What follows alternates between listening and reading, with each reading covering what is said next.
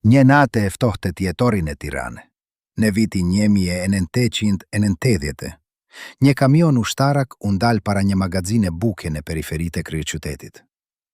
Nuk ishte një kamion i zakonshëm. Ngarkes e tij nuk ishin miel apo djathe për popullin e uritur.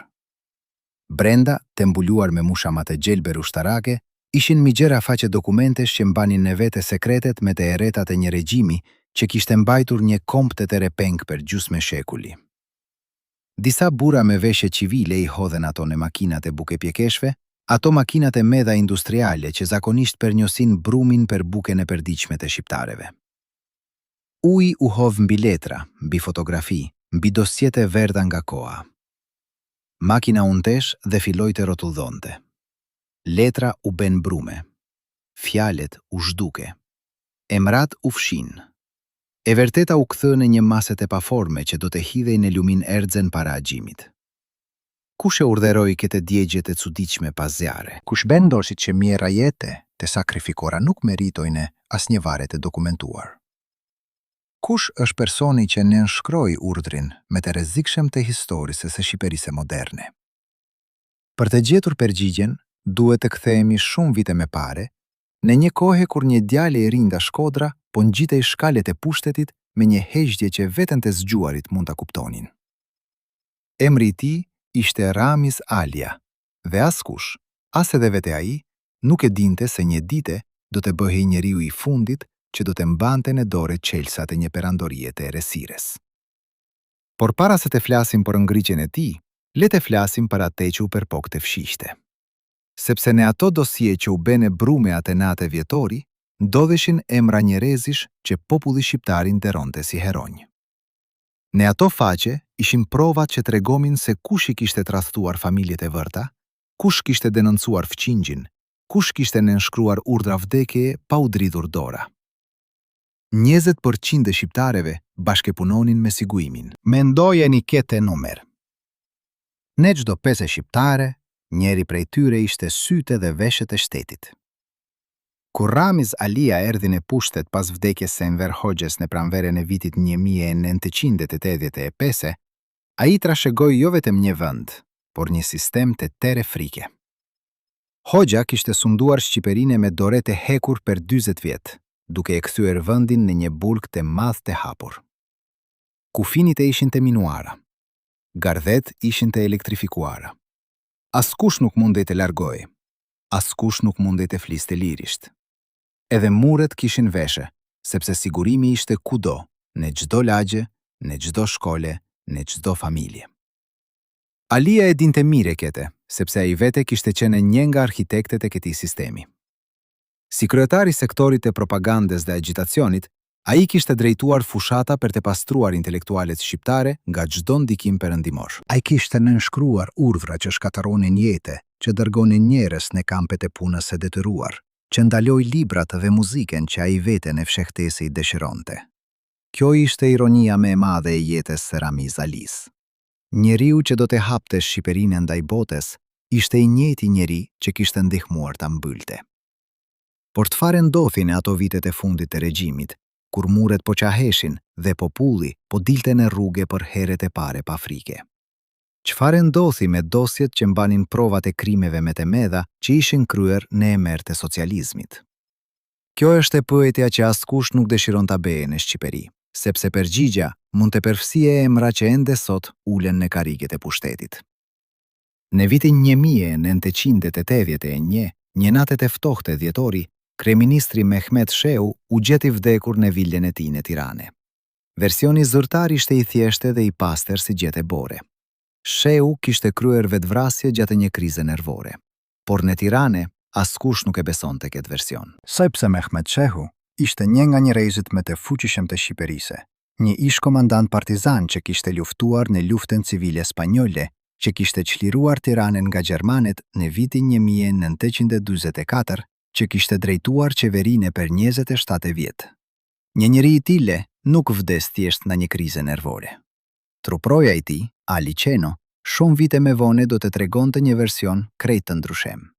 Sipas tij, një person kishte hyrë në vilën e Mehmet Shehut natën e 17 dhjetorit duke bashkëpunuar me dikend brenda shtëpisë që hapi delen me interkom.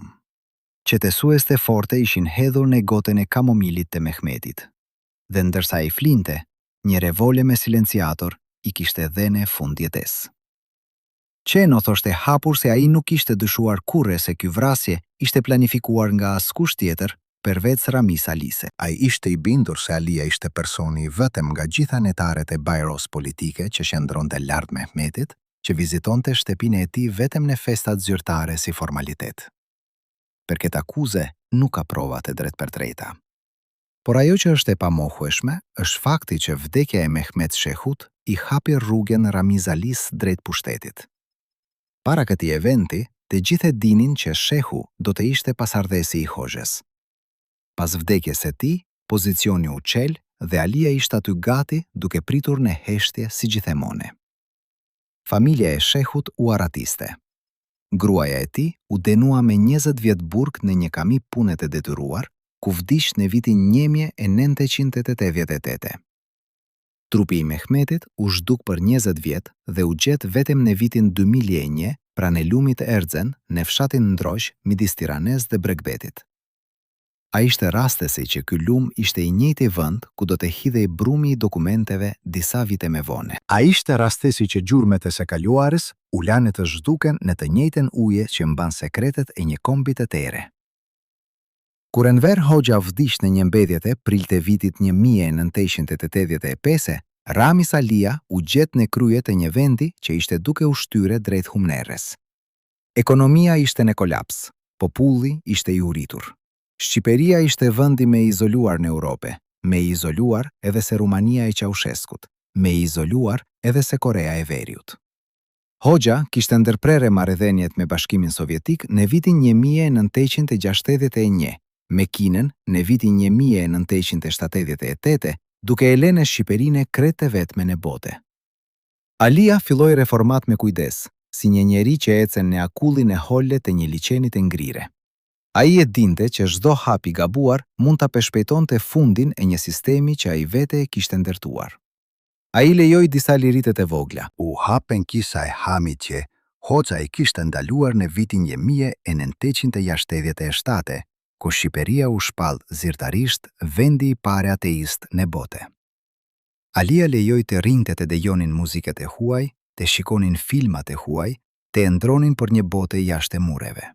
Po ndërsa ai hapte një dere, me dorën tjetër po fshishte një të kaluar që mund ta përmbyste të gjithën.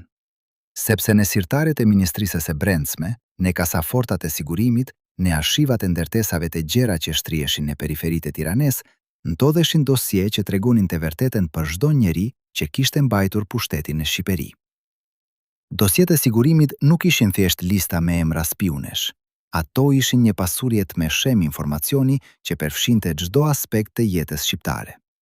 Kush kishte folur kundër partisë në një bisede private, kush kishte dejuar radiot e huaj, kush kishte lexuar librat e ndaluara, kush kishte përshëndetur dikend në rrugë që regjimi e konsideronte armik. Gjithçka ishte shkruajtur. Gjithçka ishte ruajtur. Deri në Atenat e dhjetori kur gjithçka filloi të zhdukej. Por kush vendosi që këto dosje duheshin të shkatërroheshin? A ishte Ramiz Alia personalisht. A ishin zyrtarët e tjerët e pushtetit që frikesoheshin për veten e tyre. A ishin ish bashkëpunëtorët e sigurimit që nuk donin që emrat e tyre të dilnin në drite. Apo mos ishte një marrëveshje e heshtur midis atyre që kishin sunduar dhe atyre që do të sundonin, një pakt që garantonte se e kaluara do të mbete e varosur për të mbrojtur të ardhmen e të gjithëve. Kjo është pyetja që ne do të përpjojmë ta përgjigjem sot. Sepse historia e dosjeve të zhdukura nuk është vetëm një histori për dokumentet e humbura. Është një histori për një komb të tere që u vodh nga e drejta për të ditur se çfarë kishte ndodhur. Është historia e qindra mijëra familjeve që ende sot nuk dinë kush i tradhtoi, kush i denoncoi, kush nënshkroi urdhrat që i dërguan në kampet e vdekjes. Dhe në qendër të kësaj historie qëndron një njeri që dinte të vërtetën dhe vendosi ta fshije. Le të kthehemi në Shkodër, në vitet e 30-ta, ku një djalë i ri me sytë mprehte po rritej në një familje të varfër muslimane. Ramis Alia lindi me 18 tetor të vitit 1925 në qytetin që shqiptarët e quajnë Kryeqytetin e Veriut. Familja e tij ishte e thjeshtë, pa pasuri, pa lidhjet e fuqishme, pa asgjë që do ta bente atë të veçante në sytë e botës. Por Ramizi kishte diçka që shumë fëmijët e tjerë nuk e kishin. Ai kishte një ambicje të heshtur, një aftësi për të vëzhguar, për të pritur, për të kuptuar se kur duhej të fliste dhe kur duhej të heshte. Kur italianët pushtuan Shqipërinë në prill të vitit 1939, Ramizi ishte vetëm 13 vjeç. Si shumë bashkëmoshatar të tij, ai u bashkua me organizatën rinore fashiste. Kjo është një detaj që biografitë e zyrtare të Alise e kanë fshirë me kujdes. Një djale që të të pehej u të heheqësi i fundit komunisti Shqipërisë, kishte filluar karrierën e tij politike në radhët e fashizmit. Por në vitin 1941, diçka ndryshoi. Ramizi la organizatën fashiste dhe u bashkua me organizatën rinore komuniste. A ishte një konvertim i vërtetë ideologjik apo një llogaritje e ftohtë politike? Këtë nuk do ta di me kure. Ajo që dim është që në vitin 1943, në moshën 18 vjeçare, ai u pranua në Partinë Komuniste të Shqipërisë. Një vit më vonë, në moshën 19 vjeç, ai u emërua komesar politik me gradën e nën kolonelit në një divicion i luftës e partizanëve shqiptare. Ishte një ngritje e jashtëzakonshme, por një të ri pas një përvoje ushtarake të vërtete. Por Ramiz Alia kishte diçka që Enver Hoxha e vlerësonte me shumë se çdo aftësi ushtarake. Ai kishte besnikeri. Një besnikeri të plotë, të pakushtezuar, të verbër ndaj njeriut që po ndërtonte një diktature. Pas lufte, Alia morri postet e para të rëndësishme në aparat. Ai drejtoi organizatën rinore të partisë, pastaj u bë drejtuesi sektorit të propagandës dhe agitacionit. Ishte një pozicion që i jepte pushtet të madh mbi mendjen e kombit. Ai vendoste se çfarë do të botojë në gazeta, çfarë do të thuhej në radio, çfarë do të mësojë në shkolla, çfarë librazh do të lejoheshin dhe çfarë do të digjeshin. Në vitin 1948, në kongresin e parë të Partisë së Punës, ai u zgjodha anëtar i Komitetit Qendror. Kishte vetëm 23 vjet. Shteti që po ndërtoi rreth tij ishte një makinë frike. Sigurimi u themelua me njëherë pas lufte, si mjet kryesor i kontrollit të popullsisë. Sipas burimeve perëndimore, deri në 10.000 njerëz punonin drejtë për drejtë për këtë organizate. Por numri real ishte shumë i madh, sepse për çdo punëtor zyrtar të sigurimit, kishte 10 bashkëpunëtore jo zyrtar që raportonin për fqinjet e tyre, për kolegjet e tyre, për anëtarët e familjes së tyre. Një shokeri e tërë ishte kthyer në një rrjet informatorish ku askush nuk besonte askënd. Nga viti 1946 deri në vitin 1991, rreth 6.000 njerëz u ekzekutuan për arsye politike në Shqipëri. 10 mijërat e tjere u dërguan në burgje dhe kampe pune të detyruar. Familjet e tjera u shpengulen, fëmijë u ndanë nga prindërit, jetë u shkatëruan por një fjalë të thënë gabim, por një veshtim të gabuar, por një mendim të pafollur. Dhe Ramiz Alia ishte aty, gjithmonë aty, në qendrën e këtij sistemi, duke u ngjitur ngadalëshëm, por pa ndalesë drejt majes. Ai nuk ishte Hoxha. Ai nuk ishte karizmën e diktatorit, as brutalitetin e tij të drejtë për drejtë.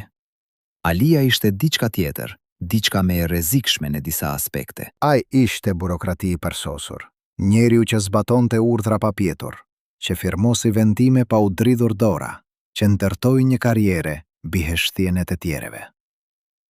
Në një regjim ku fjalla e gabur mund të kushtonte jetën, Alia ishte mbreti i heshtjes. Në vitin 1966, ai u zgjodha anëtar zëvendësues i bajros politike. Në vitin 1971, ai u bë anëtar i plotë. Hoxha i besonte gjithnjë me shumë. Alia ishte i bindur, i qete. Asnjëherë nuk e sfidonte udhëheqesin, asnjëherë nuk shprehte mendime të ndryshme në publik. Ai ishte hija e përsosur që çdo diktator e dëshiron pranë vetes. Por prapa kasa pamjes së qete, çfarë ndoste vërtet në mendjen e Ramiz Alise? A besonte ai vërtet në ideologjinë që predikonte? A besonte që Shqipëria duhet të mbete e izoluar nga e gjithë bota? A besonte që njerëzit duhet të ndeshkoheshin për mendimet e tyre? Apo ishte thjesht një njeri që kishte mësuar se në Shqipërinë e hojës, mbijetesa kërkonte heshtje absolute? Kjo pyetje bëhet edhe më e rëndësishme kur mendojmë para te çfarë do të ndodhi në vitet e 80-ta. Sepse në ato vite, ku shëndeti i hojës filloi të përkeqësohej pas një infarkti në vitin 1973, pyetja e pasardhësisë u bë çështja më e rëndësishme në politikën shqiptare. Të gjithë mendonin se Mehmet Sheu, kryeministri i fuqishëm, do të ishte trashëgjimtari, por hoja kishte plane të tjera. A kishte planifikuar hoja vetë eliminimin e Sheut për t'i hapur rrugën Alise? A ishte vdekja e Sheut një vetvrasje apo një vrasje organizuar nga qarqet e çatuara brenda aparatit të pushtetit? Dhe nëse ishte një vrasje, a dinte Rami Salia për te? A ishte ai një prej atyre që e planifikuan? Përgjigjet ndodhen në dosje që u bë në Brume Atenat e dhjetori.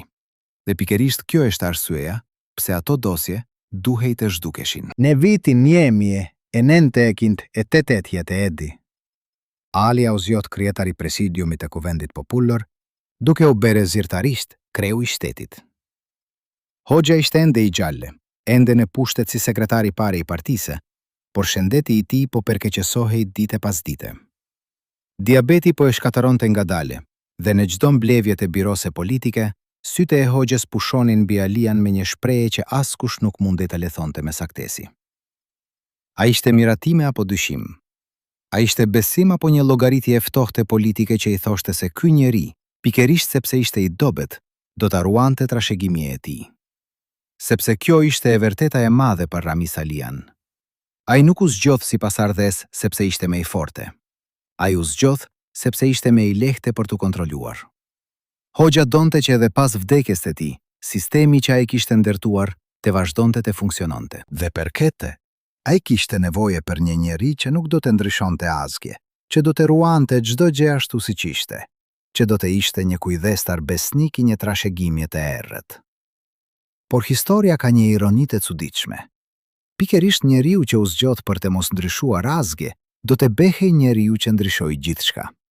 Jo sepse donte, por sepse nuk kishte zgjedhje tjetër. Kur Enver Hoxha vdiq me trembevjet e prill të vitit 1985, Alia u gjet në krye të një shteti që ishte duke u shembur nga brenda. Ekonomia ishte në gjendje katastrofike. Radhët për buke zgjateshin për ore të tëra. Njerëzit nuk kishin rrymë elektrike për ore të tëra gjatë ditës. Spitalet nuk kishin ilaqe. Shkollet nuk kishin ngrohje. Shqipëria ishte një vend ku njerëzit vdisnin nga sëmundje që në vendet e tjera të Europës ishin kuruar qemoti. Po ndërsa populli vuante, një grup i vogël njerëzish në majat e pushtetit jetonin në një botë krejt të ndryshme. Vilat e tyre në periferi të Tiranës ishin të mbushura me mallra, të importuara që populli nuk i shikonte kurrë. Ushqimet e veçanta, pijet e shtrenjta, veshje perëndimore. Versa shqiptarët e zakonshëm benin radhe për një copë buke, udhëheqësit e partisë anin darke në salonet e mëdha me tavolinat e veshura me mbulesat e bardha. Alia e dinte këtë kontradiktje. Ai e jetonte çdo ditë. Por ai ishte një njeri mbytur në një sistem që e kishte formuar dhe që tani po e mbyte. Ai u përpok të bënte reforma, por çdo reforme ishte një hap që afronte me shumë drejt fundit të një sistemi që ai nuk e imagjinonte dot pa veten e tij. Në vitin 1990, muri i Berlinit ra. Për popullet e Europës lindor, kjo ishte çasti i lirise. Për Shqipërinë, lajmi erdhi me vonese. Disa shqiptare as nuk e dinin që muri kishte rene. Izolimi ishte kaq i plotë sa edhe lajmet me të mëdhat e botës arritnin me vonese ose nuk arritnin fare. Por faret e ndryshimit ishin mbjelle, dhe asgjë nuk mund t'i ndalte. Në janar të vitit 1990, revoltat e para filluan në Shkodër, qytetin ku Alia kishte lindur. Një grup qytetaresh u përpoqën të rrezonin statuidën e Stalinit. Ishte një akt simbolik, por mesazhi ishte i qartë. Populli nuk ishte me frike. Ose me sakte, populli ishte aq i dëshpëruar sa frika nuk ishte me rëndesi. Alia reagoi me një përcjellje lëshimesh dhe represioni. Ai lejoi disa liritet e vogla, si të drejtën për të udhëtuar jashtë vendit, por në të njëjtën kohë, forcat e sigurimit vazhdonin të arrestonin dhe të keq trajtonin disidentet. Në vjetor të vitit 1990, protestat studentore në Tirane detyruan partinë të hiqte dorë në monopoli i pushtetit. Por herët e pare në gjysmë shekulli, partitë e tjera politike u lejuan të ekzistonin.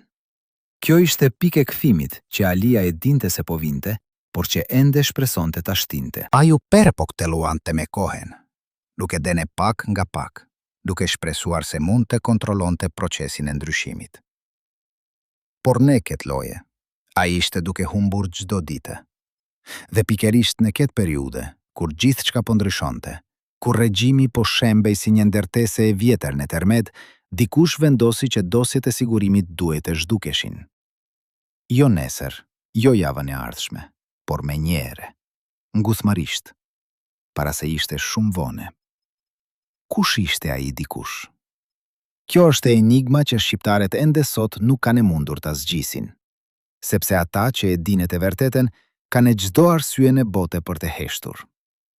Në këtë pikët e historisë, le të ndalemi por një çast dhe të mendojmë por pesha e kësaj vendimi. 29.000 dosje u shkatërruan. Jo dhjetëra, jo qindra, por 29.000. Çdo dosje përmbante informacione por një ose me shumë persona. Çdo dosje përmbante emra informatoresh, raporte vëzhgimi, transkriptime bisedash të përcjella, urdhra arrestimi dhe dënime. Nëse çdo dosje përmbante mesatarisht emrat e 5 personave, kjo do të thoshte se informacione për me shumë se 140.000 njerëz u zhduke në një natë. Ekspertët e huaj që kanë studiuar këtë çështje besojnë se vetëm rreth 10% e arkivave origjinale kanë mbijetuar. Kjo do të thoshte se në 80% e vërtetës së regjimit komunist në Shqipëri është zhdukur përgjithmonë. Asgjë nuk mund ta kthejë këtë informacion. Asnjë teknologji, asnjë hetim, asnjë dëshmitar nuk mund të rikrijojë atë që u bë brume në ato makina buke pjekesish. Dhe kjo na çonte pyetja më e rëndësishme e të gjithave. Pse? Pse u morën mundimi ta bënin këtë? Përse nuk i dogjen thjesht dokumentet si bën në shumë vende të tjera komuniste? Përgjigjja ndodhet në vetë natyrën e shtetit shqiptar të asaj kohe. Shqipëria ishte një vend ku edhe djegja e zakonshme e letrave do të tërhiqte vëmendjen. Timi ngrihej lart. Njerëzit do të pyetnin se çfarë po dëgjej. Forcat e opozites, që tani ishin duke u organizuar, do të dishomin. Prandaj u gjete një metode më e sofistikuar, më e heshtur, më e fshehtë. Makinat e brumit nuk bëjnë zuleme. Ato nuk lëshojnë tim. Ato thjesht shkatërrojnë, ngadalë dhe në heshtje, si vetë sistemi që i kishte krijuar. Por ka edhe një arsye tjetër, me të thellë, me të errëte. Dosjet e sigurimit nuk ishin vetëm prova kundër regjimit e vjetër. Ato ishin edhe arme kundër regjimit të ri. Sepse shumë da njerëzi që po vinin në pushtet në Shqipërinë e re demokratike, kishin lidhje me sigurimin. Disa kishin qenë informatore, të tjere kishin patur anëtarët e familjes që bashkëpunonin. Të tjere thjesht kishin heshtur kur duhej të flisnin. Nëse dosjet do të hapeshin, skandali do të ishte kaq i madh sa do të fundoste jo vetëm të vjetrit, por edhe të rinjtë. Dhe pikërisht, kjo është arsyeja pse askush nuk e ka guxuar vërtet të hapet të gjithë arkiven. Në vitin 2015, Parlamenti Shqiptar miratoi përfundimisht një ligj për hapjen e dosjeve të sigurimit. Por ekspertët paralajmëruan me njëherë se pas 25 vjetësh në duart e Ministrisë së Brendshme, dosjet që kishin mbigjetuar mund të ishin falsifikuar ose manipuluar. Hildegund Neubert, ish komisionerja për dosjet e Stazit në të ringjit e Gjermanise, ta në një konferencë në Tirane se rreziku ishte i lartë që disa dosjete ishin eliminuar ose ndryshuar gjatë gjithë këtyre viteve. E vërteta është që çdo qeveri që erdhi në pushtet pas rënies së komunizmit e përdori çështjen e dosjeve si armë politike. Kur i konvenonte, premtonte hapjen e tyre. Kur nuk i konvenonte, fshihej prapa justifikimit se dosjet ishin shkatërruar. Dhe në mes të kësaj loje politike, viktimat e vërteta, Familjet e atyre që u vrane, u burgosen, u dërguan në kampet e punës së detyruar, mbetenin pa përgjigje. Pedri Qoku, një njeri që kishte kaluar 34 vjet në burgjet dhe kampet e punës së regjimit komunist, e përshkroi më mire se kushto gjendjen kur tha se Shqipëria po mbahej peng nga terrori i dosjeve. Çdo herë që çështja e hapjes së dosjeve ngrihej, ajo shulej menjëherë me justifikimin se arkivat ishin shkatërruar ose manipuluar nga politikanët. Shkrimtari i madh shqiptar Ismail Kadare shkoi edhe më larg kur tha se në vend që të ndihmonte të vërtetën të dilte në drite, manipulimi i çështjes kishte ushqyer një imoralitet politik që për vitet e tëra kishte mbajtur peng politiken dhe shoqërinë shqiptare. Vetëm fundi i spekulimeve do të lejonte që politika dhe shoqëria e Shqipërisë të pastrohej nga ethi dhe errësira e dosjeve.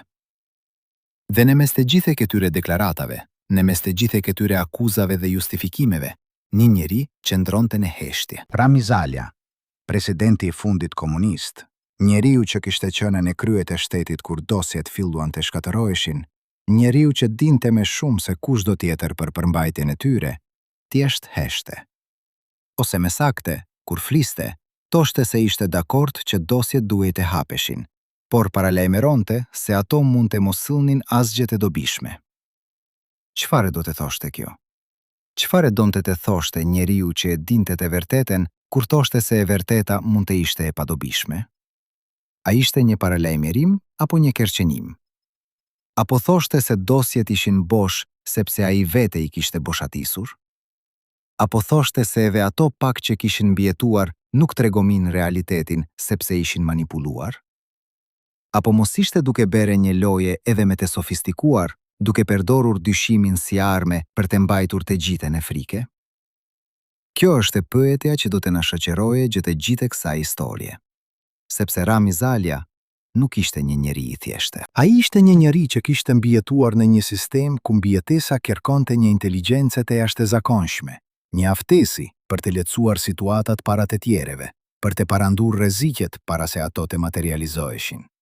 Dhe nëse një njeri i tillë vendosi të heshte për dosjet, kjo do të thoshte se ajo që fshihej në to ishte shumë më e rrezikshme nga që imagjinonte kushdo. Në mars të vitit 1991, Shqipëria mbajti zgjedhjet e para të lira pas gjysmë shekulli. Ishte një moment që bota e priste, por që shqiptarët e jetonin me një përcjellje shprese dhe frike që vetëm ata që kanë jetuar në diktature mund ta kuptojnë. Partia e punës fitoi, por jo sepse populli e donte. Në fshat ku jetonte shumica e popullsisë, njerëzit kishin frikë të votonin kundër partisë. Ata nuk ishin të sigurtë që ndryshimi ishte i vërtetë. Ata kishin frikë se nëse votonin për opozitën dhe partia e vjetër kthehej në pushtet, do të ndeshkoheshin. Kjo frike, e telet se kishte hyrë në kockat e njerëzve pas dekadash terrori, ishte arma më e fuqishme që regjimi ende zotëronte. Ramiz Alia humbi në qarkun e tij në Tiranë, ku Partia Demokratike fitoi me më shumë se 60% të votave. Por kuvendi i ri e zgjodhi atë president. Ishte një kompromis i çuditshëm, një marrëveshje që tregtonte stabilitetin për drejtësi. Alia do të mbetej në pushtet, por do të lejonte ndryshimet të vazhdonin, ose të paktën kështu dukej në sipërfaqe. Ndërsa Alia u lej në karrigen e presidentit, në një Shqipëri që po ndryshonte me shpejtësi si mare, një betejë e padukshme po zhvillohej në korridoret e Ministrisë së Brendshme. Kjo ishte betejë për dosjet. Kush do t'i kontrollonte? Kush do t'i lethonte i pari? Kush do të vendoste se çfarë do të bëhej publike dhe çfarë do të mbetej e fshehte përgjithmonë? Burrimet e aferta me policinë sekrete, kanë tene se sirtaret e vjetër komuniste filluan të shperdajnë arkiva që në vitin 1991, duke u përpjekur të eliminonin raportet që mund të ishin komprometuese. Por kjo praktike, sipas të njëjtave burime, nuk u ndal me rënien e komunizmit. Ajo vazhdoi edhe në qeveritë demokratike që erdhen më pas. Çdo qeveri e re që vinte në pushtet përdorte dosjet për qëllimet e veta, duke fshirë ato që nuk i konvenonin dhe duke ruajtur ato që mund të përdoreshin si arme kundër kundërshtarëve politike. Kjo është një nga të vërtetat më të errëta të tranzicionit shqiptar. Dosjet e sigurimit nuk u shkatërruan vetëm një here. Ato u shkatërruan në shumë faza, në shumë dore, nga shumë njerëz me interesat e ndryshme. Ishte si një vrasje që kruhet nga 10 dore, ku çdo dorë pret një copet e vërtetës, derisa asgjë nuk mbetet. Në vitin 1992, pas një fitoreje të madhe të Partisë Demokratike të Sali Berishës në zgjedhjet e reja, Alia dha dorëheqjen si president me 3 prill. Ishte fundi i një epoke. Për herët e pare në historinë e tij, Ramis Alia nuk ishte me në pushtet. Ai ishte thjesht një qytetar i zakonshëm, ose të paktën kështu duhej të ishte. Por për Alian, humbja e pushtetit nuk ishte vetëm fundi një karriere politike. Ishte fillimi i një lufte të re, një lufte për mbijetese personale. Sepse tani, pa mburojën e pushtetit, ai ishte i prekshëm. Njerëzit që ai kishte persekutuar, familjet që ai kishte shkatërruar, viktimat që kishin mbijetuar kampet e punës së detyruar, të gjithë po kërkonin drejtësi. Dhe e drejta më e madhe që ata kërkonin, ishte e drejta për të ditur të vërtetën. Në gusht të vitit 1992, Alia u vune në arrest shtëpie. Një vit me bone. Në gusht të vitit 1993, arresti i tij u kthye në burgjim të plotë. Akucat ishin të rënda, abucimi i pushtetit, përvetesimi fondeve shtetërore. Dhe prapa këtyre akucave zyrtare ndodhe një pyetje edhe më e madhe. A kishte Alia urdhëruar ose lejuar vrasjen e qytetarëve që u përpoqen të largoheshin nga Shqipëria? A kishte urdhëruar hapjen e zjarrit ndaj protestuesve që rrexuan monumentin e Hoxhës në Tiranë? A kishte urdhëruar të shtënat në Shkodër në 2 prill të vitit 1991, ku 4 persona humbën jetën? Gjyqi filloi me 21 maj të vitit 1994. Alia nuk ishte i vetmi në bankën e të pandeurve. Pranë tij ishin Adil Qarqani, ish kryeministri, Manush Miftiu, ish zëvendës kryeministri, dhe Rita Marko, ish zëvendës presidentja. Ishin fytyrat që shqiptarët i kishin parë për dekada në ekranet e televizionit shtetëror. Fytyrat që kishin simbolizuar pushtetin absolut të partisë. Alia pretendoi se ishte viktime e një gjyqi politik. Ai kërkoi që gjyqi të transmetohej në televizion, duke thënë se populli kishte të drejtë të shikonte dhe të gjykonte vete. Gjykatesi e refuzoi këtë kërkesë. Një përfaqësues i organizatës ndërkombëtare për të drejtat e njeriut monitoroi procesin dhe konstatoi se gjyqi u zhvillua me shkelje të vogla procedurale, por në përgjithësi në përputhje me standardet. Me 2 korrik të vitit 1994, Alia u gjet fajtor dhe u dënua me 9 vjet burkim. Me vonë, dënia u ul në 5 vjet nga gjykata e apelit dhe me pas u ul edhe me nga gjykata e kasacionit. Por historia nuk mbaroi këtu, sepse pas dënimit, diçka e çuditshme ndodhi. Me 7 korrik të vitit 1995, Alia u lirua nga burgu. Arseja zyrtare ishte një kod i ri penal që përjashtonte nga vuajtja e dënimit.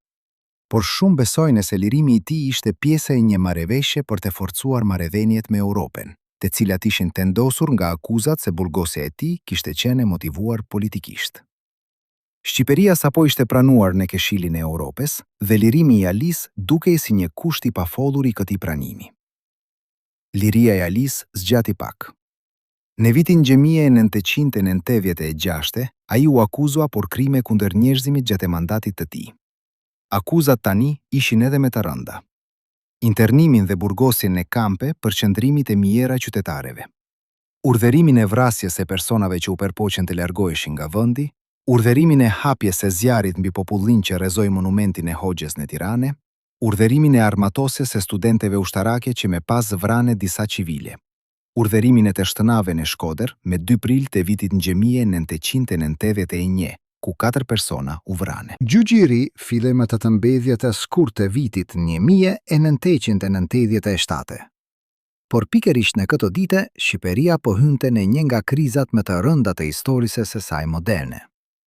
Skemat piramidale që kishin mbledhur kursimet e jetës së mijëra familjeve shqiptare po shëmbeshin një pas një.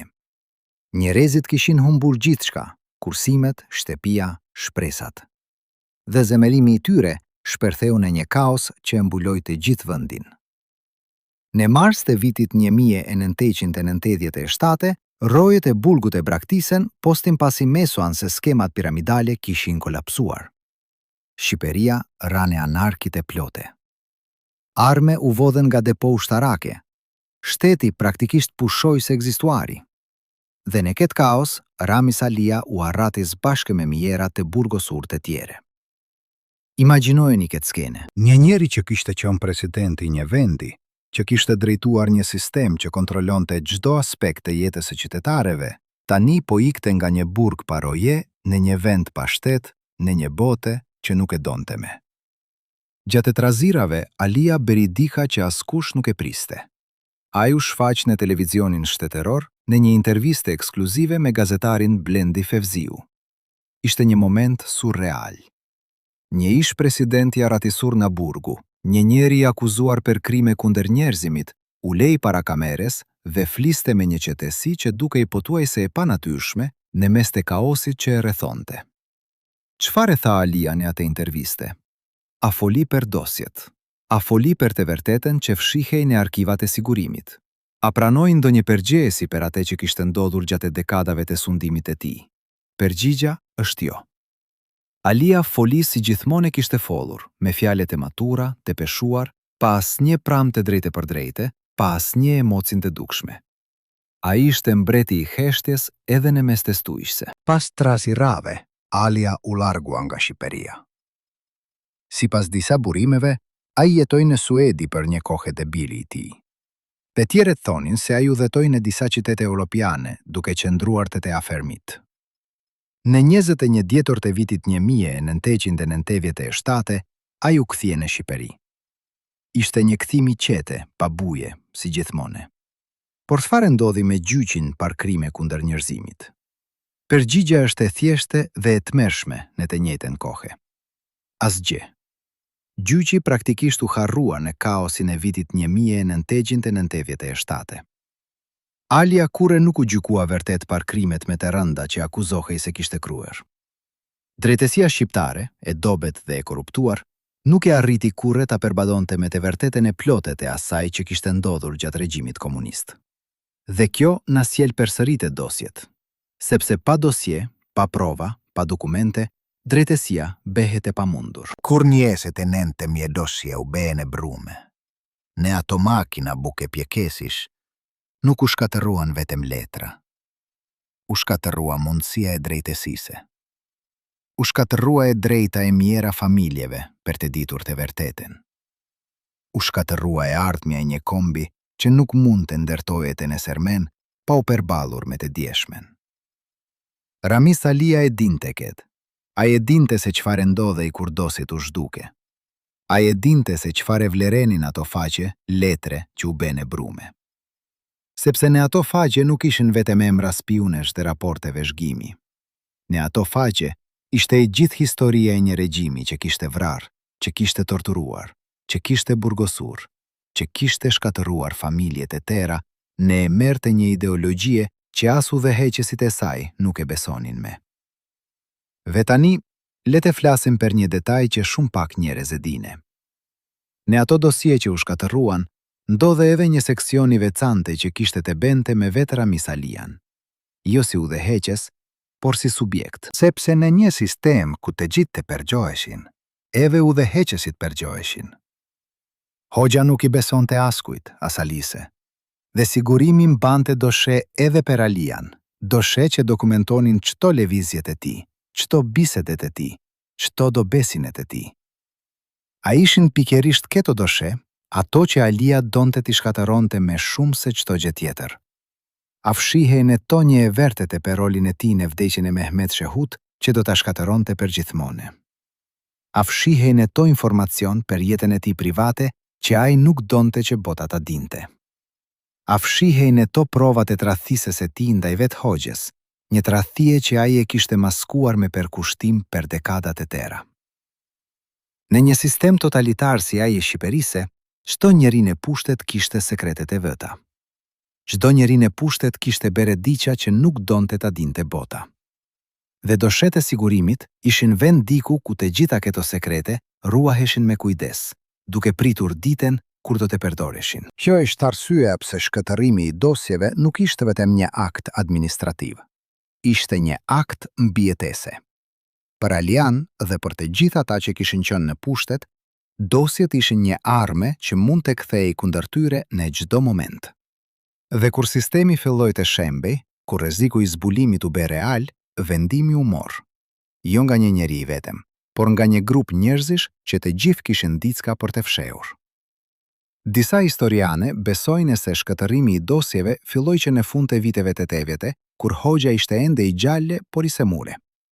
Të tjere mendojnë se ai filloi pas vdekjes së Hoxhës, kur Alia ishte në pushtet të plote. Të tjeret thonë se momenti kyç ishte fundi i vitit 1990-te, kur protestat studentore filluan dhe u bë e qartë se regjimi po binte. Por pavarësisht se kur filloi, një gjë është e sigurte.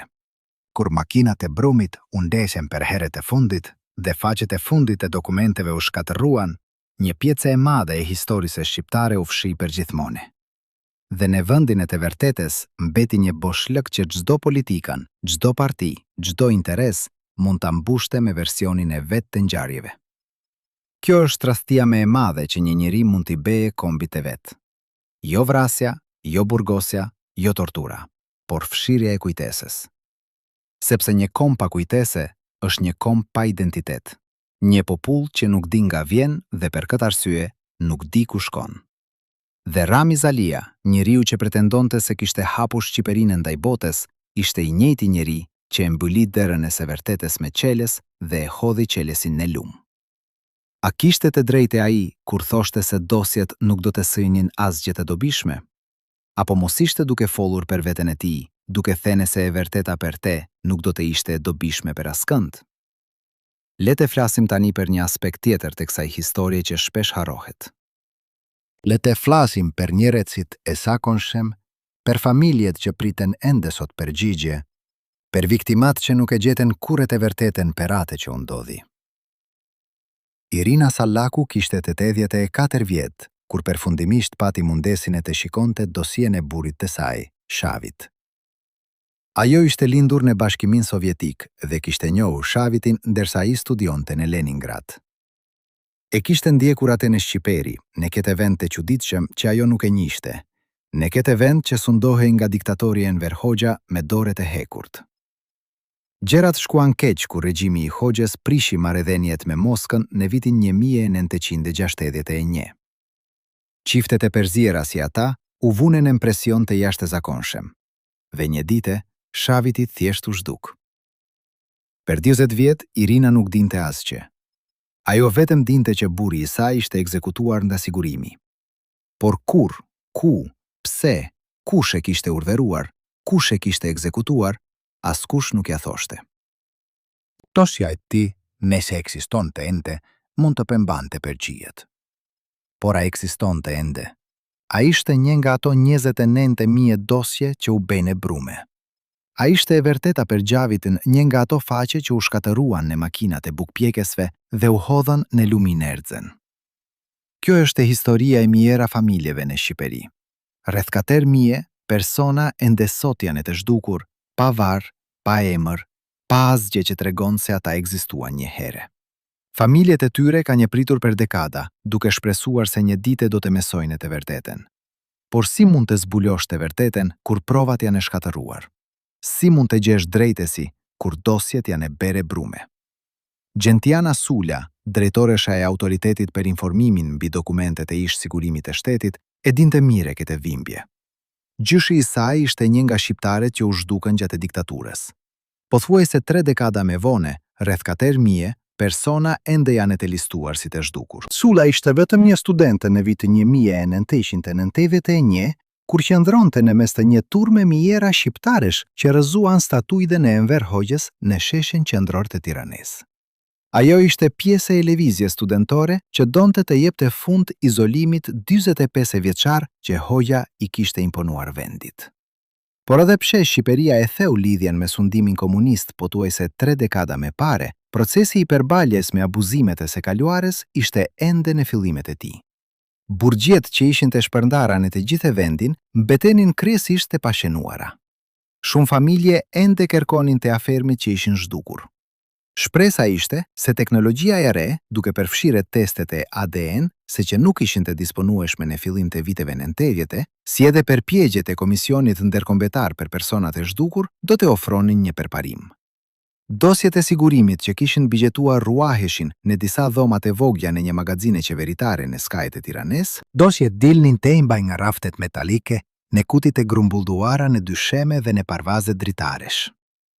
ishte e vështirë të thuhej se sa e plotë ishte koleksioni. Agentët e sigurimit mendohej se kishin shkatëruar mijëra dosje gjatë viteve të fundit të regjimit.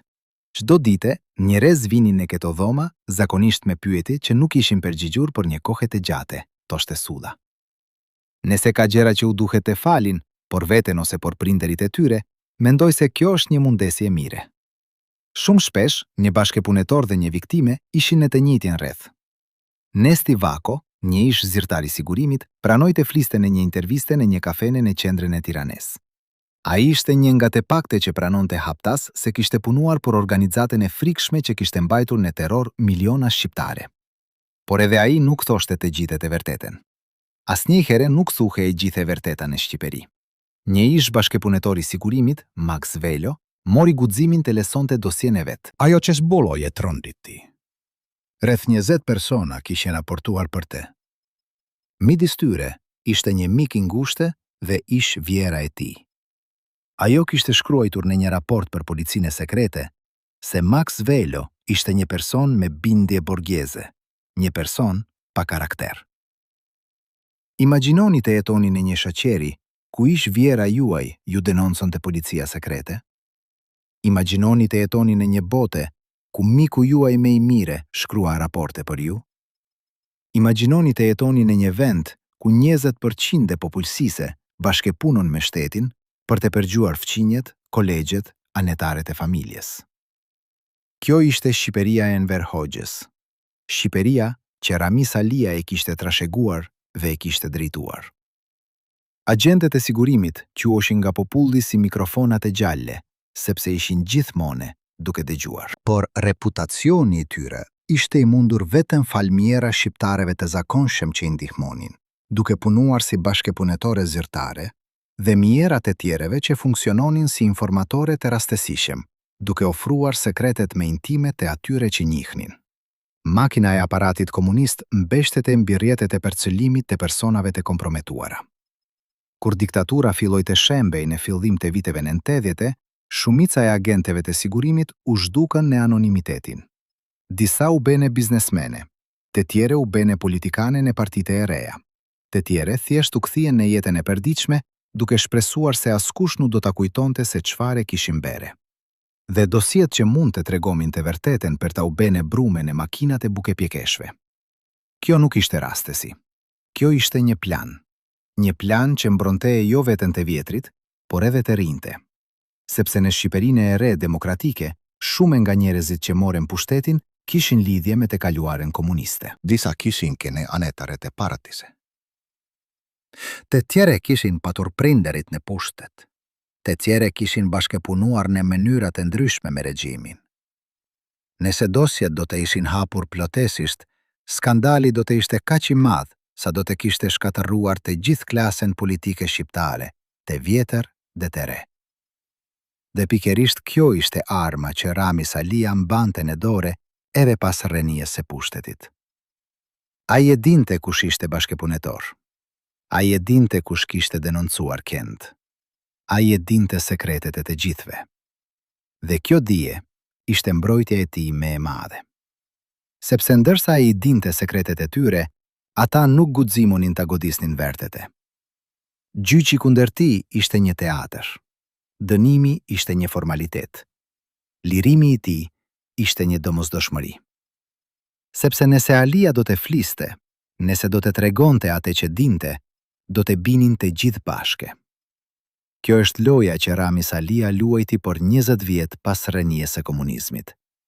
Një loje heshtjeje dhe kërcenim të heshtur. Një lloj ku arma me e fuqisme nuk ishte revola apo bomba, por informacioni. Informacioni që ndodhej në ato dosie që u shkatëruan, por që Alia e mbante në kujtesën e tij. Sepse edhe nëse letrat u bene brume, kujtesa e njeriut që i kishte lecuar mbete e paprekur. Dhe kështu, për Ramiz Alia, një njeri që zyrtarisht nuk kishte me asnjë pushtet, asnjë post, asnjë autoritet, vazhdonte të ishte një nga njerëzit me të fuqishëm në Shqipëri. Jo por atë që bente, por atë që dinte. Jo por atë që thoshte, por atë që mund të thoshte. Frika nuk vdiq me renien e regjimit, ajo thjesht ndryshoi forme. Dhe Alia ishte mjeshtri i formes së re të frikës. A ishte e mundur që një njeri i vetëm të mbaje peng një komp të tere me informacionin që ka në koke. A ishte e mundur që sekretet e një diktature të mbjetojnë në kujtesën e një njeriu edhe kur dokumentet janë shkatëruar. A ishte e mundur që frika të trashëgohet nga një brez në tjetrin edhe ku sistemi që e krijoi ka rene. Këto pyetje nuk kanë përcije të lehta. Por ato që dim është se në Shqipëri edhe sot, çështja e dosieve të sigurimit mbetet një plagje e hapur. Një plagje që shqiptarët nuk duan ta prekin, sepse kanë frikë nga ajo që mund të gjejnë brenda. Në vjeshtën e vitit 1990, ndërsa muret e Berlinit po binin dhe popujt e Europës lindore po festonin lirine, në Tiranë po ndodhte diçka krejt e kundërt. Në bodrumet e ndërtesave të gjera që shtriheshin në periferitë e kryeqytetit, disa njerëz punonin në heshtjet e plote. Ata nuk ishin punëtorët e zakonshëm. Ata ishin zyrtarët e lartë të sigurimit. Njerëz që kishin kalluar gjithë jetën duke mbledhur informacione për të tjerët dhe që tani po përbaleshin me një të vërtetë të hidhur. Informacionet që ata kishin mbledhur tani mund të ktheheshin kundër tyre. Procesi i shkatërimit të dosieve nuk ishte spontan. Nuk ishte një vendim i marrë në panik të qastit. Ishte një operacion i organizuar me kujdes, me një logjistike që vetëm një shtet policor i sofistikuar mund ta realizonte. Para se gjë, duhet të identifikoheshin dosjet më të rrezikshme. Ato që përbanin emrat e informatoreve më të njohur, ato që dokumentonin krimet më të rënda, ato që mund të shkaktonin skandalet më të mëdha. Këto dosje ishin të paratë që duhet të zhdukshin. Pastaj erdhen dosjet që kishin të benin me anëtarët e pushtetit aktual. Çdo gjë që mund të tregonte se udhëheqësit e partisë nuk ishin aq të pastër sa pretendonin. Çdo raport që dokumentonte korrupsionin, nepotizmin, abuzimet. Çdo provë që tregonte se lufta kundër armikut të brendshëm ishte shpesh vetëm një justifikim për të eliminuar rivalejet politike brenda vetë partisë. Dhe në fund, dosjet personale të vetudhëheqësve. Dosjet që sigurimi mbante për secilin prej tyre, sepse në shtetin e Hoxhës askush nuk ishte mbi dyshimin. Këto ishin dosjet më të rrezikshme të gjithave, sepse ato tregonin se edhe ata që kishin sunduar nuk ishin më të mire se ata që ishin sunduar. Metoda e zgjedhur për shkatërimin nuk ishte e rastësishme. Në Shqipërinë e asaj kohe, makinat e çopetimit të letrës nuk ekzistonin. Djegja e dokumenteve do të krijonte tim dhe do të tërhiqte vëmendjen. Prandaj u përdoren makinat industriale të bukepjekësve, ato makinat e mëdha që zakonisht përdoreshin për të përnjohur brumin.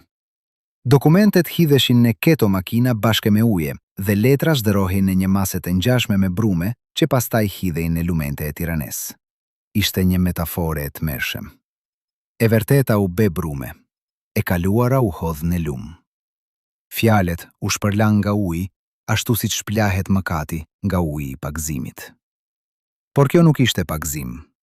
Kjo ishte një krim i ri, një krim që shtohej mbi krimet e mëparshme, një krim që mohonte vetë ekzistencën e krimeve të tjera. 29.000 dosje u shkatëruan në këtë mënyrë. Per ta kuptuar masën e kësaj humbje, mendoni se çdo dosje zakonisht përmbante dhjetra faqe. Disa dosje ishin të trasha si libra, me qindra faqe raportesh, veshgjimesh, transkriptimesh. Nëse mesatria ishte 50 faqe për dosje, kjo do të thoshte se pothuajse 1,5 milion faqe dokumentesh u shkatëruan. 1,5 milion faqe të vërtete që nuk ekzistojnë më. Dhe mos harroni, këto ishin vetëm dosjet që u shkatëruan fizikisht. Ekspertet besojnë se edhe dosjet që mbijetuan mund të jene manipuluar. Faqe mund të jene hequr. Emra mund të jene fshire. Raporte mund të jene zvendesuar me versionet e pastra. Kështu që edhe ato 10% që kanë mbijetuar mund të mos tregojnë të vërtetën e plote. Një eksperte gjermane, Hildegund Neubert, që kishte përvoje me dosjet e Stazit në Gjermanin e lindor, paralajmëroi në një konferencë në Tiranë se rreziku ishte i lartë që disa dosjete ishin eliminuar ose ndryshuar. Ajo tase duhesin metoda skencore për të verifikuar se sa të vërteta ishin ato që kishin bigjetuar. Por kush do t'i financonte këto hullumtime? Kush do të investonte në zbulimin e një të vërtete që askush në pushtet nuk e donte? Kjo ishte dilema e Shqiperisë. E vërteta kishte një çmim dhe askush nuk ishte i gatshëm ta paguante. Ndërsa çështja e dosjeve mbete e pezulluar në një limbo politike, Rami Salia vazhdonte jetën e tij në një anonimitet të çuditshëm për një njeri që kishte qenë presidenti i një vendi. Pas kthimit nga arratia në fund të vitit 1987, ai jetonte në Tiranë, në një apartament modeste, larg syve të publikut. Nganjëherë, ai shihej duke ecur në rrugët e kryeqytetit, një njeri i moshe me floket e thinjura, i veshur me modesti, pothuajse i padukshëm në turmen e Tiranës së re. Por kush ishte vërtet ky njeri që ecte në rrugët e Tiranës? A ishte një pensionist i thjeshtë që po jetonte ditët e fundit në qytesi? A ishte një njeri që mbante në ndërgjegjen e tij peshën e mijëra jetëve të shkatërruara? A ishte një njeri që çdo natë shikonte në tavan duke kujtuar fytyrat e atyre që kishte dënuar, duke dëgjuar zerat e atyre që kishte heshtur? Apo mos ishte thjesht një njeri që kishte mësuar të jetonte pa ndërgjegje? Një njeri për të cilin fjalet si faj, përgjegjesi, PNDS nuk kishin asnjë kuptim. Një gjë është e sigurte. Alia nuk foli kurrë haptas për dosjet. Ai nuk pranoi kurrë se kishte urdhëruar ose lejuar shkatërimin e tyre. Ai nuk pranoi kurrë se dinte kush ishin informatorët, kush ishin tradhtarët, kush kishte gjakun në duar. Ai mori sekretet me veten e varr, ashtu siç kishin bërë mijëra dosje para tij, të zhdëruar në brume dhe të hedhur në lume. Por e vërteta ka një veti të çuditshme. Ajo nuk vdes kurrë plotësisht. Edhe kur dokumentet shkatërohen, edhe kur dëshmitarët vdesin, edhe kur kujtesa zbehet, fragmentet e së vërtetës mbijetojnë në vendet me të papritura. Në një fjalët e tene në jume, në një letër të harruar, në një sirtar, në një fotografi të vjetër që tregon njerëz që nuk duhej të ishin së bashku, në një bisede të përqele që nuk u fshi plotësisht. Dhe pikërisht këto fragmente janë ato që historianët shqiptare po përpiqen të mbledhin sot. Si një mozaik i tyr në mijëra copa, ku çdo copë është një çike e vërtetë që ndihmon të rindërtojë pamjen e plotë. Është një punë e ngadalt, e lodhshme, shpesh zgjenuese. Por është puna e vetëm që mund të bëhet kur dosjet janë e bërë brume. Në këtë kontekst, le të flasim për një ngjarje që ndodhi në vitin 1991, një ngjarje që tregon se si funksiononte sistemi i fshehjes. Në shkurt e atij viti, Gjentiana Sulja ishte duke qëndruar në një turme mijëra shqiptarësh që rrezuan statuiden e Enver Hoxhës në sheshin Skënderbej në Tiranë. Ishte një moment historik, një simbol i fundit të një epoke. Por ndërsa turma festonte, në një ndërtese pak më larg, disa njerëz punonin me ngut për të pastruar zërat e tyre nga çdo provë që i lidhte me krimet e regjimit. Kjo ishte ironia e madhe e tranzicionit shqiptar. Ndërsa populli po çlirohej, provat e roberisë së tij po zhdukeshin. Ndërsa njerëzit po këndonin për liri, të vërtetë për robrinë e tyre po behej brume. Ishte si një vjevje që ndodhte në mes të një festivali, ku të gjithë ishin kaq të xenë me festimin sa askush nuk e pa hajdutin. Dhe hajduti më i madh i të gjithëve ishte vetë shteti. Shteti që kishte krijuar këto dosje tani po i shkatëronte. Shteti që kishte përgjuar popullsinë tani po fshinte provat e përgjimit. Shteti që kishte vrarë në emër të sigurisë tani po e siguronte veten duke shkatëruar provat e vrasjeve. Në këtë pikë të historisë, pyetja nuk është me vetëm se kush i shkatërroi dosjet. Pyetja është se pse shoqëria shqiptare e lejoi këtë të ndodhte.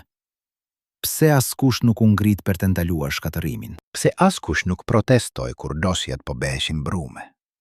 Pse gazetarët nuk shkruajten, intelektualet nuk folen, qytetarët nuk kërkuan llogari? Përgjigja është e thjeshtë dhe e tmerrshëm, sepse të gjithë kishin frike. Frika që sigurimi kishte mbjellje për dekada nuk u zhduk me renien e regjimit. Ajo ishte aty, në kockat e njerëzve, në mënyrën si flisnin, si mendonin, si sijeshin. Edhe kur ishin të lire, shqiptarët vazhdonin të sijeshin si të burgosur. Edhe kur diktatura kishte rene, diktatura vazhdonte të jetonte brenda tyre. Dhe Ramiz Alia e dinte këtë më mire se kushdo. Ai e dinte që frika ishte arma më e forte që regjimi i tij kishte lënë pas vetes. Nuk ishin tanket, nuk ishin armet, nuk ishte ushtria. Ishte frika. Një frike që do të zgjaste për brezat e ardhshëm. Një frike që do të ndikonte në çdo aspekt të jetës së shqiptarëve. Një frike që do të bente të pamundur për bajjen e vërtetë me të kaluaren. Kjo është tradhtia më e madhe e Ramiz Alise. Jo vetëm që ai ndihmoi në shkatërimin e dosjeve. Ai ndihmoi në përpjetësimin e frikës. Ai e dinte që edhe pa dosje, vetëm ekzistenca e dyshimit, vetëm mundesja që dikush mund të ishte informator, ishte e mjaftueshme për të mbajtur një shoqëri të terën e terror. Sepse në një vend ku 20% e popullsisë bashkëpunonte me sigurimin, çdo njeri mund të ishte tradhtari. Çdo fqinj, çdo koleg, çdo mik, çdo anetar i familjes mund të ishte ai që kishte shkruajtur raportin që të dërgoi në burg. Dhe kur dosjet u shkatëruan, kjo dyshim nuk u zgjidh kurrë. Ata që ishin të pafajshëm nuk mundën kurrë të aprovonin pafajshinë e tyre. Ata që ishin fajtor nuk u zbuluan kurrë. Dyshimi mbeti në azher, si një re e zeze që mbullonte të gjithë Shqipërinë. Një re që askush nuk mundej ta largonte, sepse askush nuk e dinte se ku mbaronte e vërteta dhe ku fillonte gënjeshtra. Kjo ishte çmimi më i madh i shkatërimit të dosjeve. Jo humbja e provave, jo pamundesia e drejtësisë, por përpjetësimi një dyshimi që helmonte çdo marrëdhënie, çdo besim, çdo lidhje njerëzore në shoqërinë shqiptare. Një dyshim që ekziston ende sot, me shumë se 30 vjet pas rënies së regjimit. Dhe në qendrën e kësaj tragjedie qëndron Ramiz Alia, njeriu që e mboli këtë dyshim, që e u gjiti me heshtjen e tij, që e la të rritet derisa u bë një pemë e madhe e errët që ijon mbi të gjithë vendin. A e dinte ai se çfarë po bente? A e kuptonte ai se çfarë do të ishte çmimi për brezat e ardhshëm? Apo mos ishte thjesht një njeri që mendonte vetëm për mbijetesën e vetvet, pa asnjë konsiderate për të ardhmen e një kombi të tere? Këto pyetje mbesin pa përgjigje. Sepse njeriu i vetëm që mundej të përgjigjet nuk foli kurrë. Dhe tani që ai nuk është me, përgjigjet janë humbur përgjithmone, të zhdëruar në brume si dosjet që ai urdhëroi të shkatërroheshin. Por historia nuk mbaroi me Ramiz Alian. Ajo vazhdoi me ata që erdhen pas tij, Me ata që trasheguan jo vetëm pushtetin, por edhe sekretet dhe frikën. Kur Sali Berisha u zgjodh president në prill të vitit 1990, shumë shqiptare besonin që tani do të fijonte një epokë e re, një epokë drejtësie, transparonse dhe të vërtete. Por realiteti u tregua shumë më i ndërlikuar.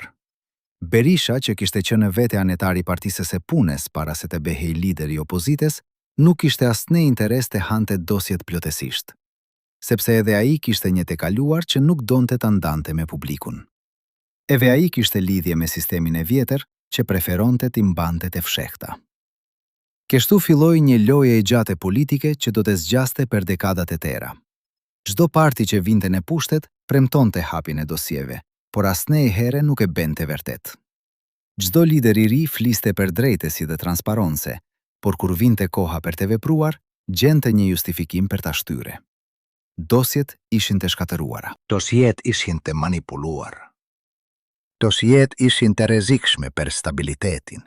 Dosjet mund të provokojnë përcarjen e shoqëri. dosjet mund të përdoren për qëllime politike.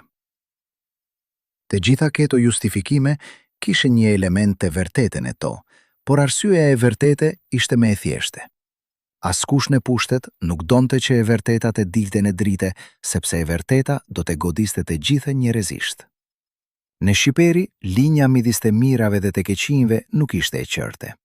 Shumica e njerëzve ishin njëkohësisht viktima dhe bashkëpunëtore, të persekutuar dhe persekutues. Në një shoqëri kaq të vogël, ku të gjithë njiheshin me njëri tjetrin, hapja e plotë e dosieve do të ishte si një bombe që do të shkatërronte çdo lidhje shoqërore. Dhe kjo ishte pikërisht ajo që Ramiz Alia kishte llogaritur kur vendosi të shkatëronte dosjet. Ai nuk I shkatëroi veten për të mbrojtur veten. Ai I shkatëroi për të krijuar një situate ku askush nuk do të guxonte të hapte plotësisht. Duke lënë vetëm një fraksion të fohel të arkives. Ai krijoi një gjendje ku e vërteta ishte gjithmonë e pjeshme, gjithmonë e diskutueshme, gjithmonë e përdoshme për qëllime politike. Ai e ktheu të vërtetën në një armë që mund të përdorej nga kushdo, por që askush nuk mund ta zotëronte plotësisht.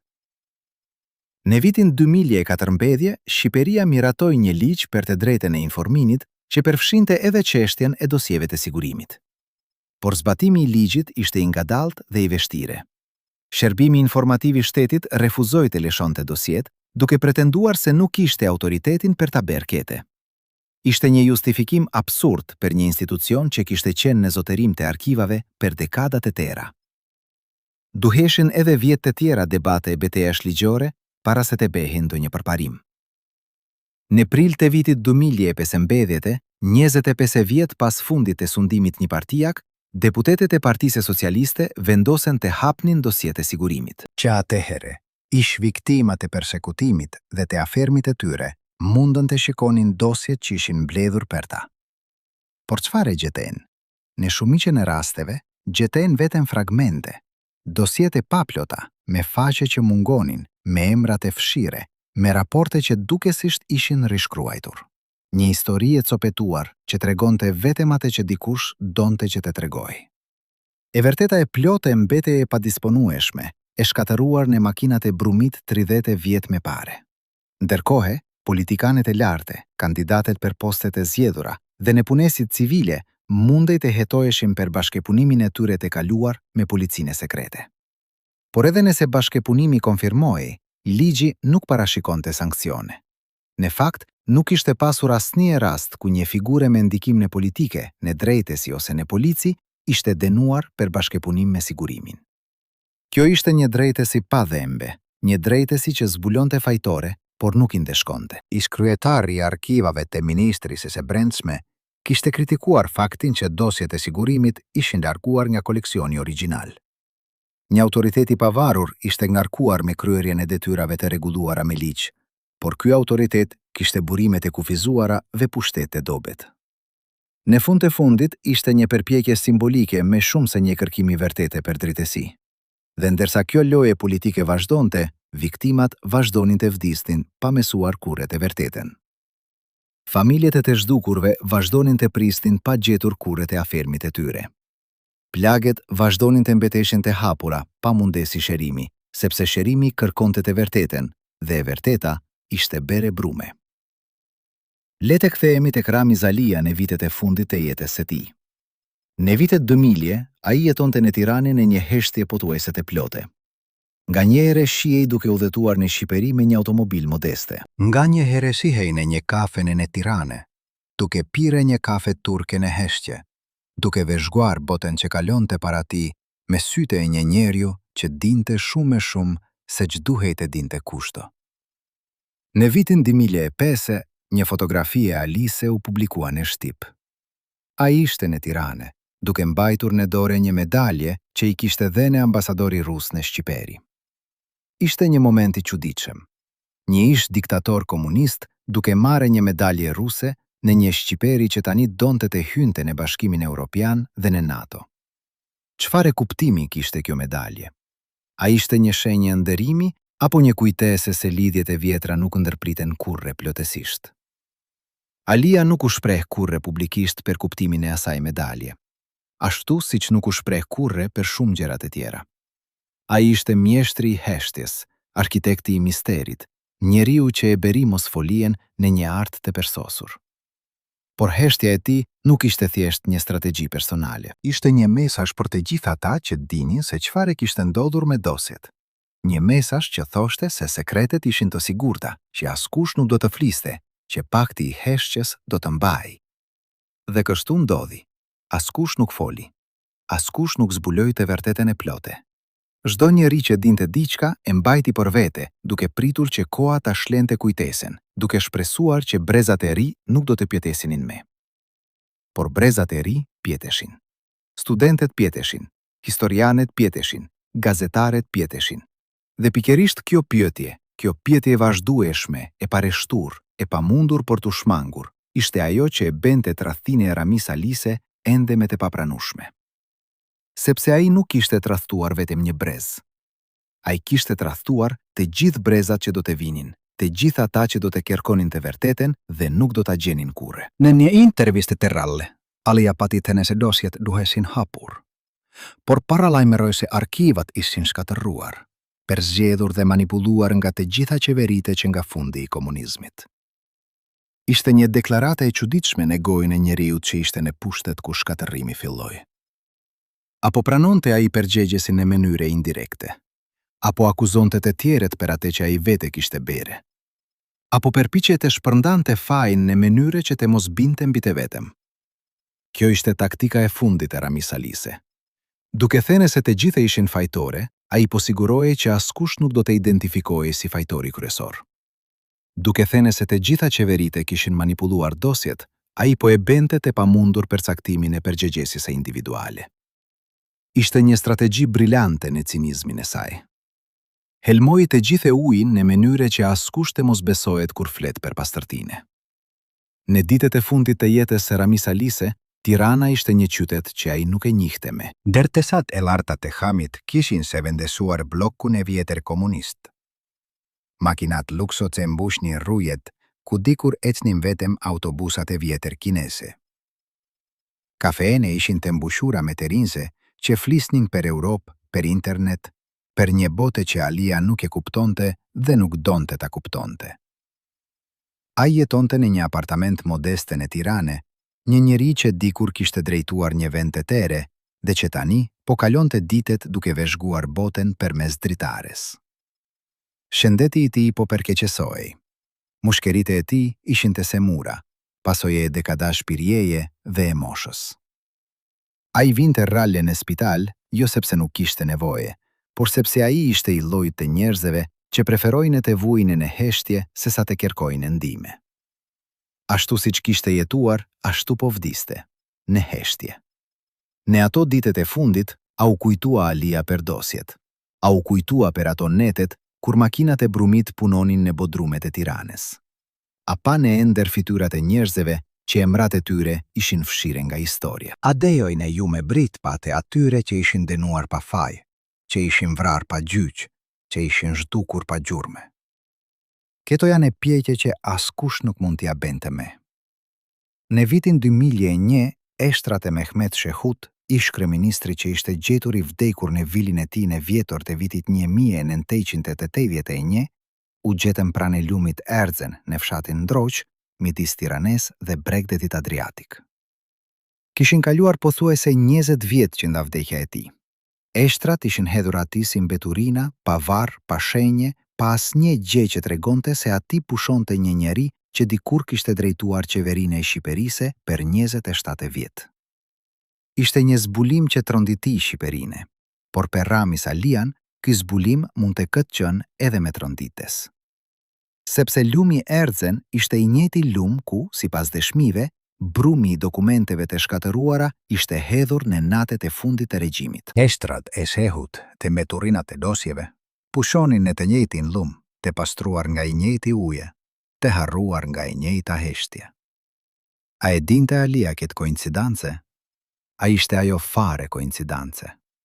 Apo ishte një vendimi që limshëm, një mënyrë për të dërguar një mesazh se të gjithë sekretet, përfshirë sekretin e vdekjes së Shehut, do të mbyten në të njëjtin lum. Nuk do ta di me kurrë. Në vitet e fundit të jetës së tij, Alia u vizitua pak në njerës. 2 vajzat e tij dhe djali jetonin jetën e tyre, larg bujës politike që kishte shoqëruar babain e tyre. Gruaja e tij, Semiramis Çuvani, kishte vdekur që në vitin 1986, vetëm një vit pas vdekjes së Hoxhës. Alia kishte kaluar 25 vitet e fundit të jetës së tij praktikisht i vetëm. Kjo vetmi ishte çmimi i pushtetit, ose me sakte, çmimi i mënyrës si ai e kishte përdorur pushtetin. Sepse Alia nuk ishte vetëm një njeri që kishte sunduar, ai ishte një njeri që kishte tradhtuar. Kishte tratuar idealet e rinjëses së tij, nëse ndonjëherë i kishte pasur vërtet. Kishte tratuar popullin që pretendonte se po i shërbente. Kishte tratuar edhe veten, duke u bërë një njeri që ai vete nuk e njihte me. Me 7 tetor të vitit 2001, një mbedhjet e dite para ditëlindjes së tij të 86, Ramis Alia vdiq në spitalin e Tiranës. Arsyeja zyrtare ishte komplikacione nga sëmundja e mushkërive. Ai vdiqi qete, në shtrat, në një spital, si një pacient i zakonshëm. Nuk pati ceremonitë e mëdha, nuk pati homadhe shtetërore, nuk pati radhet e gjata njerëzish që donin t'i jepnin lamtumirën e fundit. Ai vdiq ashtu, siç kishte jetuar vitet e fundit, në heshtje, pothuajse në anonimitet. Por vdekja e tij nuk solli përgjigje. Ajo vetëm i telloi pjetet. Çfarë dinte ai që nuk na tha kurrë? Çfarë fshihte në kujtësen e tij që nuk do të dale kurrë në dritë? Çfarë ishte shkruar në ato dosie që u bën e brume? Çfarë emrash përmbanin? Çfarë krimesh dokumentonin? Çfarë të vërtetash fsihnin? Shqiperia e varrosi Ramis Alian me një indiferencë që ishte pothuajse po aq e tmerrshme sa krimet e tij. Nuk pati as fjalosje për të keqen që ai kishte bërë, as lavdërim për reformat që ai kishte filluar. Ai thjesht u harrua, ashtu siç ai kishte dashur që dosjet e harroheshin, ashtu siç ai kishte dashur që e kaluara të zhdukej. Por e kaluara nuk zhduket. Ajo kthehet, gjithmonë kthehet në format me të papritura. Kthehet në britmate një gruaje të moshuar që ende kërkon eshtrat e burrit të saj të zhdukur. Kthehet në lotet e një djali që mesoi se gjyshi i tij ishte bashkëpunëtor i sigurimit. Kthehet në turpin e një familje që zbuloi se emri i tyre ishte në listat e informatorëve. Kthehet në inatin e një populli që di që drejtësia nuk u bë kurrë. Sot, në Shqipërinë e viteve 2020, çështja e dosieve të sigurimit mbetet një nga temat më të ndjeshme të jetës politike. Autoriteti për informimin mbi dokumentet e ish sigurimit të shtetit vazhdon të pranojë kërkesa për dosie. Njerëz vijnë çdo ditë, zakonisht me pyetje që nuk janë e përgjigjur për një kohë të gjatë. Ata kërkojnë të dinë çfarë u ndodhi te afermët e tyre. Kush i denoncoi? Kush ne shkroi urdhrat? Kush ishte përgjigjes? Por përgjigjet që gjejnë janë shpesh të papmjaftueshme. Dosiet që kanë mbijetuar janë fragmente, copat e një mozaiku të tjerë që nuk mund të rindërtohet kurrë plotësisht. Faqe mungojnë. Emra janë fshire.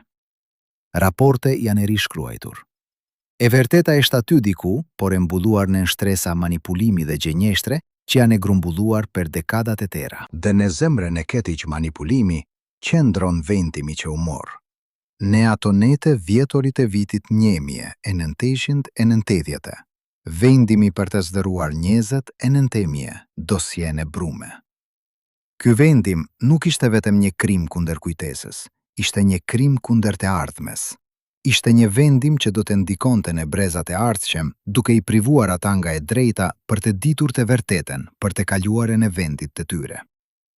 Ramis Alia e mori këtë vendim, duke ditur plotësisht se çfarë po bente. Ai ishte një njeri zgjuar, një strategjist imprehet, një politikan që nuk bente asgjë pa llogaritir pasojat. Kur vendosi të shkatërronte dosjet, ai e dinte se po shkatërronte mundesin e drejtësisë. Ai e dinte se po denonte mijëra familje të jetonin përgjithmonë në padije. Ai e dinte se po krijonte një bote ku fajtorët do të ecnin të lire dhe viktimat nuk do të gjenin kurrë paqe. Por ai e bëri gjithsesi, sepse për te, mbijetesa personale ishte më e rëndësishme se drejtësia kolektive. Për te, e armja e tij ishte më e vlefshme se armja e kombit. Per te, sekretet që ai mbante ishin më të rëndësishme se e vërteta që populli meritonte. Dhe kështu, Ramiz Alia, presidenti i fundit komunist i Shqipërisë, njeriu që pretendonte se kishte sjellë demokracinë, u bet rrethari më i madh i demokracisë. Sepse demokracia pa të vërtete nuk është demokraci. Është vetëm një iluzion, një fasade, një gjeneshtër e bukur që fsheh një realitet të shëmtuar. Sot, kur ecni në rrugët e Tiranës, kur shikoni ndërtesat e reja të xhamit që ngrihen drejt qelit, kur dëgjoni muzikën që bie nga kafenete mbushura plot, duket sikur Shqipëria e ka lënë të kaluaren pas. Duket sikur frika ka ikur, sikur errësira është zhdukur, sikur drita ka ardhur përgjithmone. Por nëse ndaleni dhe dëgjoni me kujdes, do të dëgjoni dika tjetër. Do të dëgjoni heshtjen. Një heshtje të thellë, të vjetër, të trashëguar nga brëzin e brës. Heshtjen e atyre që dine, por nuk flasin. Heshtjen e atyre që kanë parë, por nuk të shmojnë. Heshtjen e atyre që mbajnë në kuke, sekrete që doshjet nuk i mbajnë me. Kjo heshtje është trashëgimia e vërtetë e Ramiz Alis. Jo reforma që ai filloi, jo demokracia që ai pretendonte se solli, por heshtja. Një heshtje që buron nga frika, që u shkehet nga dyshimi, që përpjetësohet nga padia. Një heshtje që do të zgjaset derisa dikush të këtë guksimin të flase, derisa dikush të këtë forcen të hape ato pak doshje që kanë mbjetuar dhe të tregoje boten se çfarë përmbanin vërtet. Deri atëherë, e vërteta do të qëndroje e varrosur, ashtu si eshtrat e Mehmet Shehut në brigjet e lumit Erzen, ashtu si brumi i dokumenteve në fundin e atij lumi, ashtu si kujtesa e një kombi të tere që u vodh nga e drejta për të ditur se kush ishte vërtet. 1000 faqe urdhrash u zhdukën brenda natës për të fshirë gjurmet e atyre që e tradhtuan presidentin e fundit komunist. Por çfarë ndodh kur fshirja e gjurmeve bet vetë gjurma më e madhe? Çfarë ndodh kur përpjekja për të fshehur të vërtetën bet prova më e fuqishme e fajit? Çfarë ndodh kur heshtja bërtet më fort se çdo fjalë? Kjo është historia e Ramiz Alisë. Historia e një njeriu që lindi në varfëri, u ngjit në pushtet, drejtoi një vend, e humbi atë, u burgos, u aratis, u kthie dhe në fund vdiq në heshtje. Por mes gjithë këtyre ngjarjeve, mes gjithë këtyre kthesave dramatike, një gjë mbetet konstante. Dosjet. Ato dosje që ai urdhëroi të shkatërroheshin, ato dosje që u bënë brume në makinat e bukepjeqeshve, ato dosje që u hodhën në lumin Erzen para agjimit. Ato dosje janë historia e vërtetë e Shqipërisë. Dhe ato janë humbur përgjithmone. Apo mos janë, sepse ka një gjë që Ramiz Alia nuk e llogariti. Ka një gjë që asnjë diktator, asnjë tiran, asnjë shkatërues dosjesh nuk e ka llogaritir kurrë në histori. E vërteta gjetet gjithmonë një rrugë për të dalë në dritë. Ndoshta jo sot, ndoshta jo nesër, por një ditë dikush do të gjeje një doshje të harruar në një sirtar të vjetër. Dikush do të dëgjojë një dëshmitar që vendosi të flasë para se të ishte shumë vonë. Dikush do të zbulojë një fotografi që tregon atë që askush nuk duhej ta shikonte. Dhe atëherë, e vërteta do të dalë, ashtu siç del uji përmes mureve të një digje, ngadalë por pa u ndallur, derisa çdo gjë të përmitet. Deri atëherë, ne presim. Presim ashtu siç kanë pritur familjet e të zhdukurve për dekada. Presim ashtu siç ka pritur drejtësia për 30 vjet. Presim duke ditur se çdo ditë që kalon, një tjetër dëshmitar vdes, një tjetër kujtës e zbehet, një tjetër fragmenti së vërtetës humbet përgjithmone. Dhe në mes të kësaj pritjeje, një pyetje vazhdon të mbes pezull në ajerin e Tiranës, si njëre që nuk shkon kurrë. Kush i zhduki doshjet e Ramiz Alisë? Kush vendosi që e vërteta duhej të behej brume? Hea do të vije një ditë kur përgjigja do të dalë në dritë, apo do të mbetet përgjithmonë e groposur në fundin e lumit. Erzen, bashkë me